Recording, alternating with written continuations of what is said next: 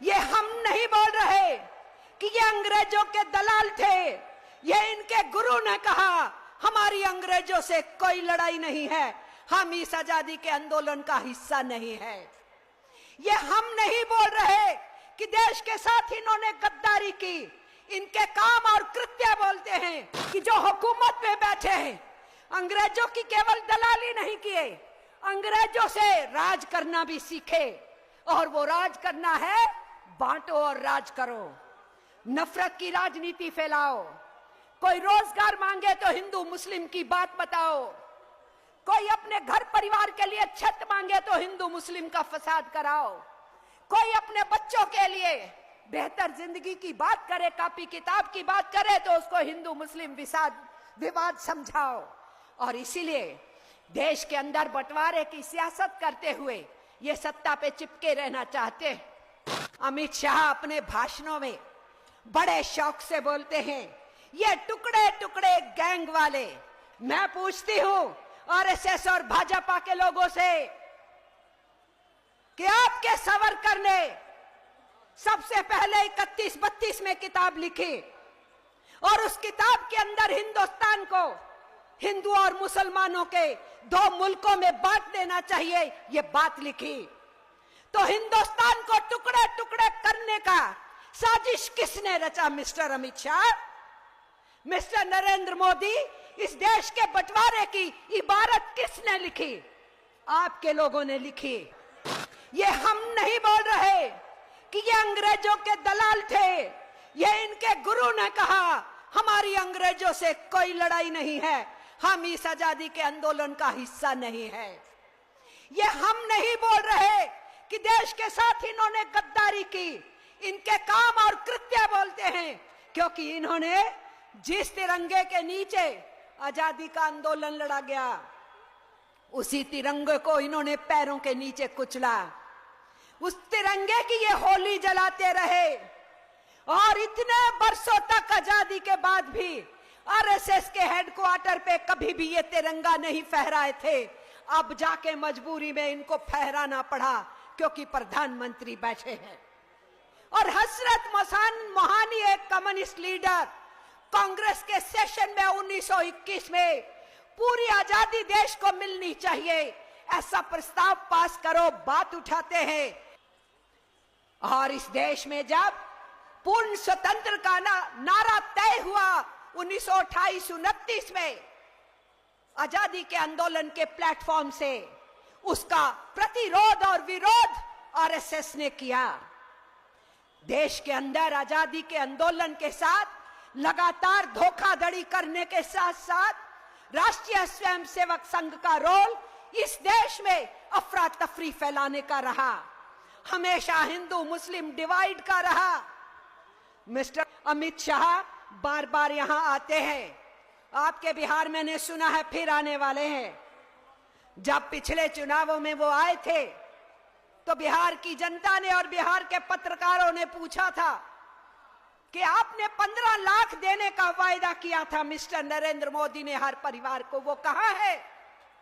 तो अमित शाह ने कहा था वो तो चुनाव का जुमला था, चुनावों में तो बहुत कुछ बोलते हैं। तो अमित शाह फिर आने वाले हैं। अमित शाह अपने भाषणों में बड़े शौक से बोलते हैं ये टुकड़े टुकड़े गैंग वाले। जब भी वाम पक्ष की तरफ उंगली करते हैं तो बोलते हैं टुकड़े टुकड़े गैंग वाले। मैं पूछती हूं आरएसएस और भाजपा के लोगों से कि आपके सावरकर ने सबसे पहले 31-32 में किताब लिखी और उस किताब के अंदर हिंदुस्तान को हिंदू और मुसलमानों के दो मुल्कों में बांट देना चाहिए, ये बात लिखी। तो हिंदुस्तान को टुकड़े टुकड़े करने का साजिश किसने रचा? मिस्टर अमित शाह, मिस्टर नरेंद्र मोदी, इस देश के बंटवारे की इबारत किसने लिखी? आपके लोगों ने लिखी। आज आप किताबों से महात्मा गांधी को नथुराम गोडसे ने मारा, किताब से गायब कर रहे हैं।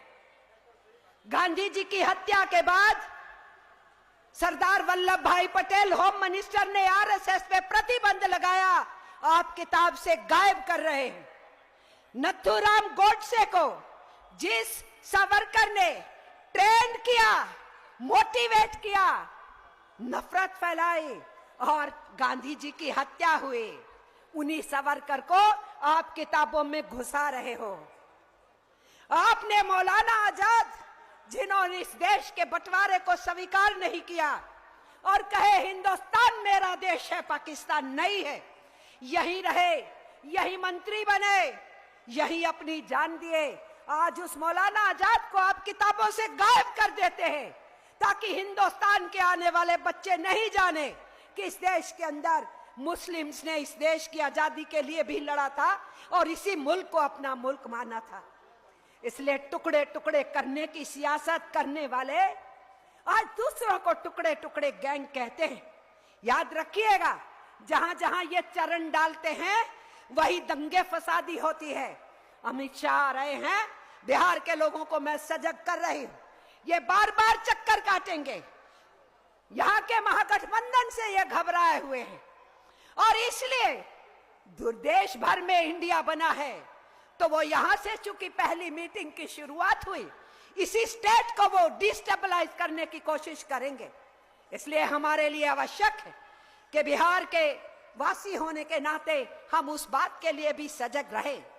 इसलिए मैं अपनी इस बात को आगे बढ़ाते हुए कि जो हुकूमत में बैठे हैं, अंग्रेजों की केवल दलाली नहीं किए, अंग्रेजों से राज करना भी सीखे, और वो राज करना है बांटो और राज करो, नफरत की राजनीति फैलाओ।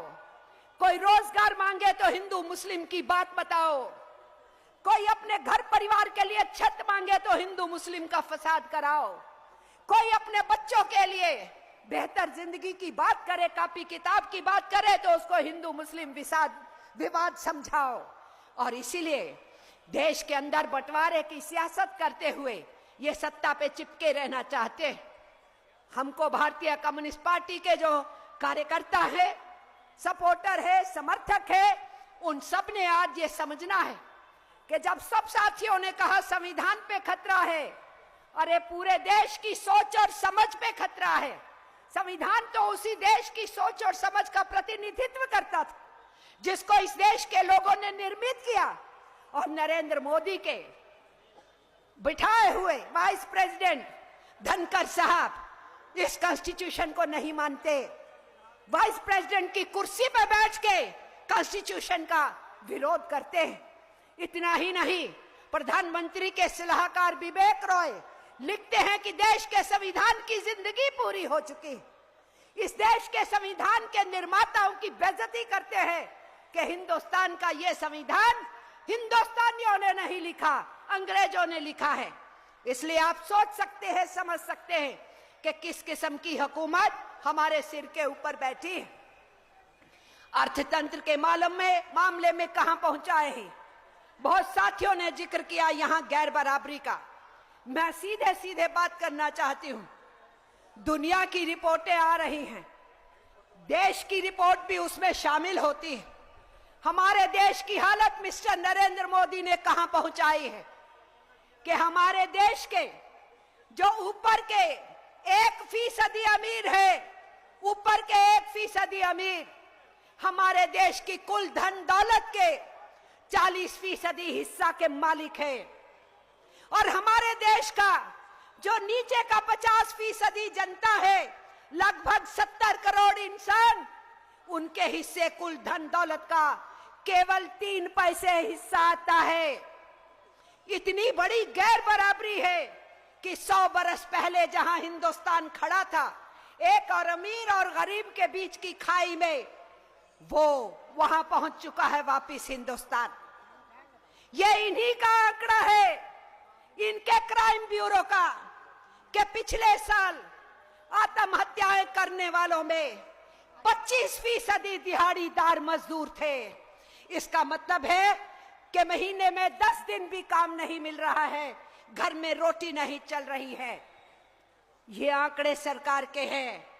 और पिछले ही साल नरेंद्र मोदी की सरकार ने सुप्रीम कोर्ट के अंदर हलफनामा जमा कराया, जब सुप्रीम कोर्ट ने यह पूछा इस देश में 5 साल के नीचे के बच्चे क्यों मर रहे हैं इतनी बड़ी गिनती में? कारण बताओ। तो मिस्टर मोदी की सरकार एफिडेविट जमा कराती है और एफिडेविट में स्वीकार करती है कि 65% बच्चे जो मर रहे हैं 5 साल से नीचे, उनके मरने का कारण कुपोषण है, कोई बीमारी नहीं है, उनको अनाज नहीं है। और हिंदुस्तान को अपने 9 साल के राज में कहां पहुंचा दिया इन्होंने कि 122 देशों में हिंदुस्तान 112वें स्थान पे भुखमरी के इंडेक्स में है। हमसे बेहतर पाकिस्तान, बांग्लादेश, श्रीलंका, नेपाल, हमारे पड़ोसी मुल्क हमसे बेहतर स्थिति में है। तो भूख की तरफ धकेल दिया, बेकारी की तरफ धकेल दिया, महंगाई की तरफ और धकेल दिया और अफरा तफरी और नफरत के माहौल को बढ़ा दिया। तो इस किस्म की हुकूमत जो देश की जड़ों को कमजोर कर रही है, जो देश की सभ्यता को बर्बाद कर रही है और देश के जनमानस की सारी आशाओं के ऊपर पानी फेंक रही है, इस हुकूमत के रहने का कोई मतलब नहीं बनता है। आप हैरान हो